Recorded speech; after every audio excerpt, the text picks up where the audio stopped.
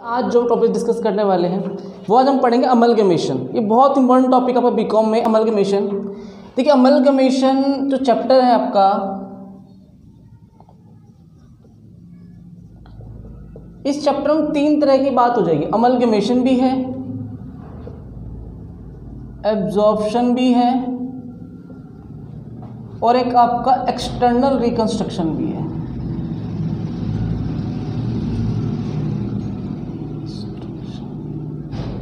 External reconstruction, देखिए amalgamation हो, absorption हो, चाहे एक्सटर्नल रिकंस्ट्रक्शन, ये टॉपिक इसी चैप्टर में डिस्कस किया जाएगा। देखिए सबसे पहले हम डिस्कस करते हैं अमलगमेशन क्या होता है। देखिए अगर अमलगमेशन का मतलब होता है, एक तरीके से अमलगमेशन मतलब मर्ज होना, किसी दो पार्टियों को एक साथ मिल जाना, क्या कहलाता है? अमलगमेशन कहलाता है, मिलकर काम करना। सपोज दो कंपनियां हैं, एक एक्स लिमिटेड और एक वाई लिमिटेड। ये एग्जांपल आपको मैं जो दे रहा हूं वो अमलगमेशन की बात कर रहे हैं। इन दोनों ने कहा कि भैया अलग अलग, ये दो कंपनियां मार्केट में थी, एक्स लिमिटेड वाई लिमिटेड। दोनों का काम क्या था? प्रोडक्ट बनाना और बेचना। दोनों का एक ही सेम मतलब डिफरेंट प्रोडक्ट बना के बेचते थे। अब इन दोनों ने क्या बोला कि अगर हम एक दूसरे को कम्पीट करते हैं कोई फ़ायदा नहीं है, एक साथ मिलकर काम करते हैं। तो इन दोनों कंपनी ने क्या किया, एक साथ मिलकर काम करने का डिसीजन लिया, एक साथ आ गए और क्या बोला कि भैया एक्स लिमिटेड मिलकर और वाई लिमिटेड मिलकर एक नई कंपनी फॉर्म करते हैं, इसका नाम लिखते हैं एक्स वाई लिमिटेड। ना तो भैया तेरा नाम ना ही इसका नाम, किसका नाम रहेगा? एक्स वाई, दोनों को मिलाकर एक कंपनी बनाई गई। और फिर दोनों ने क्या बोला कि हम दोनों मिल जाएंगे, एक साथ हमारे एसेट्स बढ़ेंगे, हमारी जो प्रोडक्शन कैपेसिटी वो ज़्यादा हो जाएगी और हम मिलकर बहुत अच्छा प्रोडक्शन कर सकते हैं। इन दोनों ने मिलकर क्या किया? अमलगमेशन न्यू कंपनी बनाई। अब देखो क्वेश्चन में क्या समझना, आपको टॉपिक में क्या है, सबसे पहले अमलगमेशन में दो कंपनियां मिलकर न्यू कंपनी बनाती है, तो ये कंपनी डिसॉल्व हो जाएगी, दोनों कंपनी। और ये इस कंपनी को क्या बोलेंगे? ये कंपनी अब एग्जिस्ट करेगी, मार्केट में काम करेगी। तो इस कंपनी को क्या करना पड़ेगा आपको? डिसोल्यूशन, मतलब बंद करना पड़ेगा। सेम प्रोसीजर यहाँ भी, आपको इस कंपनी को भी बंद करना पड़ेगा, डिसोल्यूशन। और इस कंपनी को क्या करना पड़ेगा? Business purchase. तो हुआ क्या, आपके पास दो कंपनियां थी, एक्स लिमिटेड भी है, वाई लिमिटेड भी है, और दोनों कंपनी ने मिलकर एक नई कंपनी बनाई है, क्या? Business purchase, X Y limited.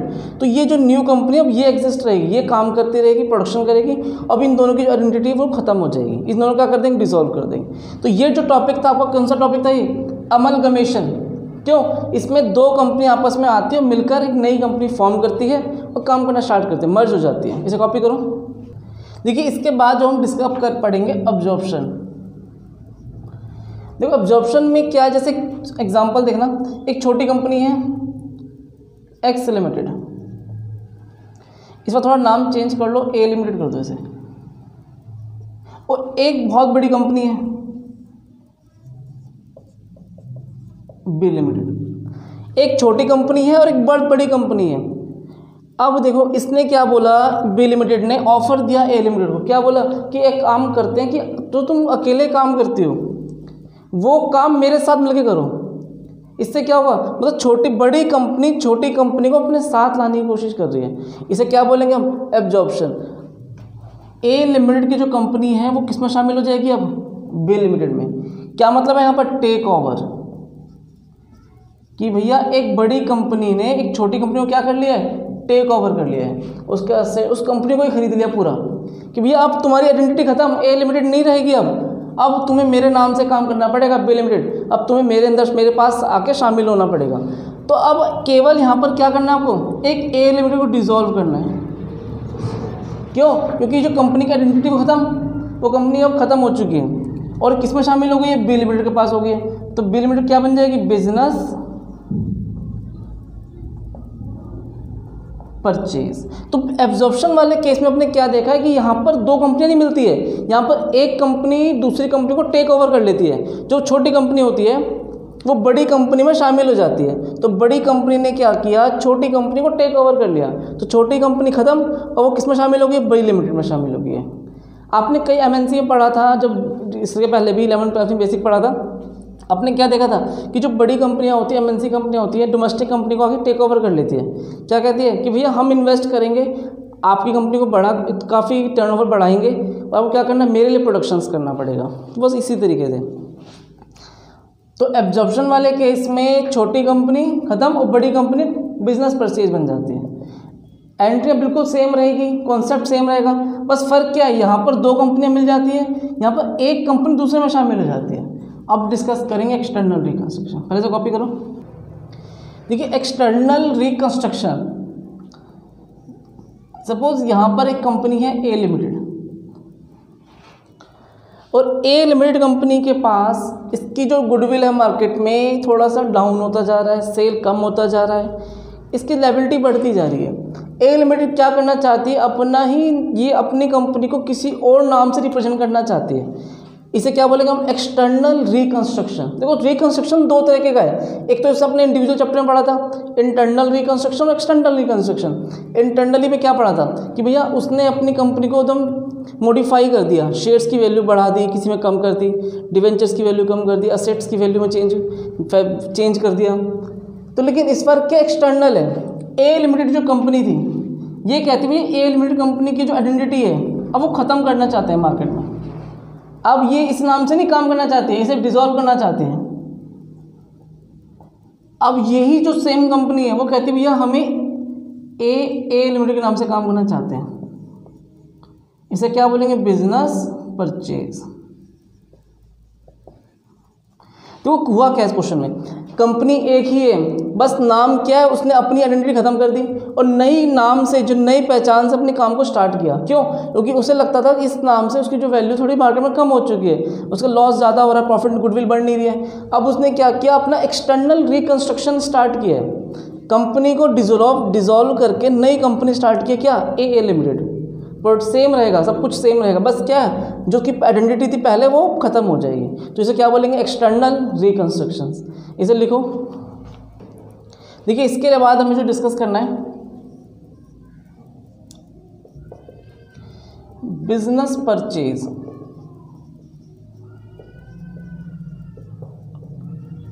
देखिए बिजनेस परचेज करने के 2 मेथड हैं आपके पास। एक आपके पास है नेट परचेज मेथड,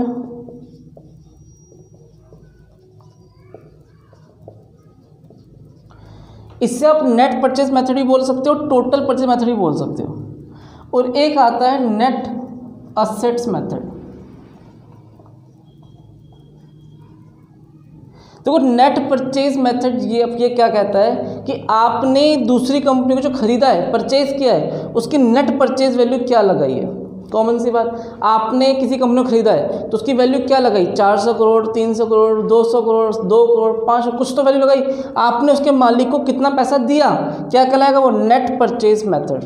और ये बहुत इंपॉर्टेंट है, आपका सारा काम जो क्वेश्चन के अंदर इसी मेथड से चल जाएगा।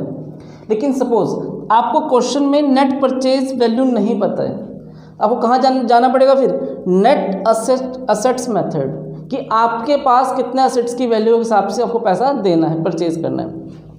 तो पहले हम इसी को डिस्कस करेंगे, नेट परचेज मेथड, और फिर बताएंगे किस तरह हम इस मेथड का भी इस्तेमाल कर सकते हैं। देखिए एग्जाम्पल में 2 कंपनियां हैं, एक कंपनी आपके पास पी लिमिटेड और एक कंपनी आपके पास है एस लिमिटेड।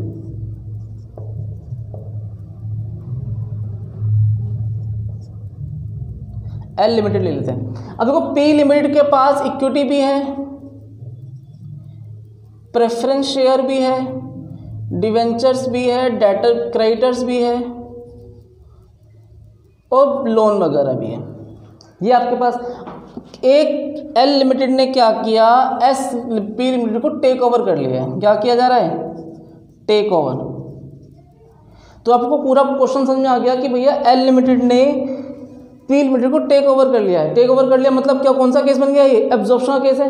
क्यों, एक कंपनी दूसरी कंपनी को खरीद लेती है। यहाँ पर इन दोनों को, अब तो क्वेश्चन को समझना, कंपनी के मालिक कौन होते हैं, पहले आपको ये पता होना चाहिए। आपने क्या देखा, कंपनी के मालिक होते हैं शेयर होल्डर, जो कंपनी को चलाते हैं, उनका पैसा लगा है, वही वोटिंग दे सकते हैं, उन्हीं को वोटिंग का राइट मिलता है, कंपनी डिसीजन वही ले सकते हैं। और जो बाकी डिवेंचर्स होते हैं, क्रेडिटर्स होते हैं, लोन वगैरह होता है, वो कंपनी के लिए लायबिलिटीज़ है, उन्हें कोई मतलब नहीं था, उन्हें पैसा दिया और कंपनी उनका पैसा वापस कर देगी। ये आपने देख समझ रखा है। तो एक बार बताओ, कंपनी के जो ऑनर है, कंपनी के जो मालिक है, कौन है? वो इक्विटी वाले और प्रेफरेंस वाले। अब इन दोनों को हम जो भी दें, कुछ भी दें, लाइक कैश दें, बैंक दें, शेयर्स दें, डिवेंचर्स दें, इन्वेस्टमेंट्स दें, इनको हम कुछ भी देते हैं, वो हमारे लिए क्या बन जाएगा? Purchase value. क्यों? क्योंकि हमने इस कंपनी के मालिक को जितने भी रुपए की वैल्यू दी है, जो भी हमने दिया, वो सब क्या परचेज वैल्यू बन जाएगा। इतने में हमने बिजनेस खरीदा है। सपोज आपने इन्हें दिया इक्विटी शेयर्स 2 करोड़ के, और आपने क्या बोला कि भैया प्रेफरेंस शेयर दे देते हैं इनको 3 करोड़ के, 5 करोड़ और 1 करोड़ का आपने कैश दे दिया इनको। तो कंपनी की बिजनेस परचेज कितनी वैल्यू हो गई है? 6 करोड़ रुपये कंपनी का क्या आ गया? Business purchase. आपने इस बिजनेस को कितने में खरीदा है? 6 करोड़ रुपए में खरीदा है, क्योंकि आपने कंपनी के मालिक को 6 करोड़ रुपए दिए हैं। कोई डाउट यहाँ तक? आप पहले से कॉपी करो, फिर आगे समझते हैं। देखिए, अगर इसके बाद ध्यान देना, आपने पूछा कि सर डिवेंचर्स को, क्रेडिटर्स को हम कुछ भी देते हैं, लोन को आपने डिवेंचर को शेयर दे दिए, आपने डिवेंचर को क्रेडिटर, आपने डिवेंचर को इन्वेस्टमेंट दे दिया, बैंक इन्वेस्टमेंट कैश दे दिया, बैंक से पैसा दे दिया, आप कुछ भी दो उनको, आपको इसकी एंट्री नहीं करनी है। क्यों? क्योंकि कंपनी के मालिक ये नहीं होते हैं, ये ऑनर नहीं है, कंपनी का ऑनर नहीं है। कंपनी के ऑनर को जो दिया केवल वही रिकॉर्ड करना है। इनको डिवेंचर दोगे रिकॉर्ड करना पड़ेगा, इनको शेयर्स दोगे तब भी रिकॉर्ड नहीं करना पड़ेगा। क्यों? कंपनी के जो रियल मालिक कौन होते हैं? शेयर्स होल्डर होते हैं। तो आपको ये देखना है कि इक्विटी शेयर्स, प्रेफरेंस शेयर्स को आपने क्या दिया है, केवल उसकी ही बात करनी है। कंपनी के लायबिलिटीज़ को आपने क्या दिया, उनकी बात नहीं करनी है, क्योंकि ये तो केवल आपने टेक ओवर कर लिया, ये आपके पास शामिल हो जाएंगे। वो तो लायबिलिटी पहले भी थे और अभी भी लायबिलिटीज़ रहने वाले हैं, तो उसकी बात नहीं करनी है। केवल और केवल क्या बात करनी है आपको कि भैया आपने इक्विटी शेयर्स को क्या दिया है। अब समझना ध्यान से। सपोज आपने दिया इक्विटी 2 करोड़ का, और आपने प्रेफरेंस शेयर दे दिए, और आपने डिवेंचर्स दे दिए। ये भी 2 करोड़ का मान लो, ये भी 1 करोड़ का मान लेते हैं, और कैश नहीं पता चल रहा कि भैया कैश क्या है, ये समझ में नहीं आ रहा, ये क्वेश्चन मार्क आ गया। तो देखो, नेट असेट्स मेथड के पास जाएंगे हम, और क्या चेक करेंगे? इसकी फेयर वैल्यू ऑफ असेट्स। अब समझना एक बार। अब देखो, सपोज मैं आपको एग्जांपल के अकॉर्डिंग बताऊंगा, अभी आपको कुछ जल्दी समझ में नहीं आएगा। देखो, सपोज आपके पास एक मोटरसाइकिल है, उस मोटरसाइकिल की वैल्यू है आपके पास, आपने बताया कि सर मेरी मार्केट वैल्यू है उसकी, फेयर वैल्यू मोटरसाइकिल की मान लेते हैं 50,000, लेकिन मैंने कितने में खरीदा? परचेज किया है, मैंने उसे खरीदा 30,000 में। तो मुझे 30,000 से मतलब है, वैल्यू कुछ भी रही हो। आपने कहा कि सर 50,000 है, 45,000 है उसकी मार्केट वैल्यू, वो मुझे मतलब नहीं है।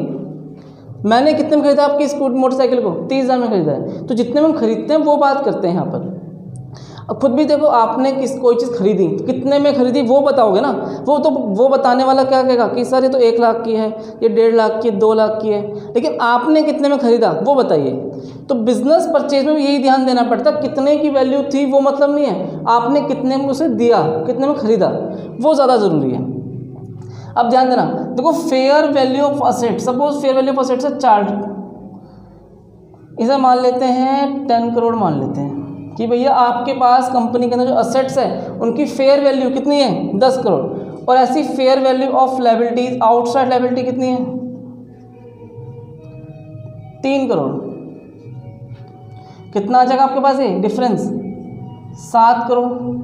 इसे क्या बोलेंगे हम, नेट असेट्स मेथड के अकॉर्डिंग आपकी कंपनी की जो वैल्यू है वो कितनी आ गई है, 7 करोड़ आ गई है। अब देखो 7 करोड़ में से 2 करोड़ आपने इक्विटी के दे दिए, 2 करोड़ प्रेफरेंस के दे दिए, कितने हो गए 4, 1 करोड़ डिवेंचर्स के भी हो गए 5, तो यहाँ पर कितना आ जाएगा 2 करोड़। तो कई बार कुछ मिसिंग होता है तो भी हम इसका इस्तेमाल करके वो चीज़ को फिलअप कर सकते हैं। तो ये मेथड कब इस्तेमाल होगा, जब ये मेथड काम करना बंद कर देगा। जब इसके पास इन्फॉर्मेशन नहीं होगी तब कहाँ जाओगे आप, नेट असेट मेथड के पास जाओगे और उससे वैल्यू निकाल लोगे। इसे कॉपी करो।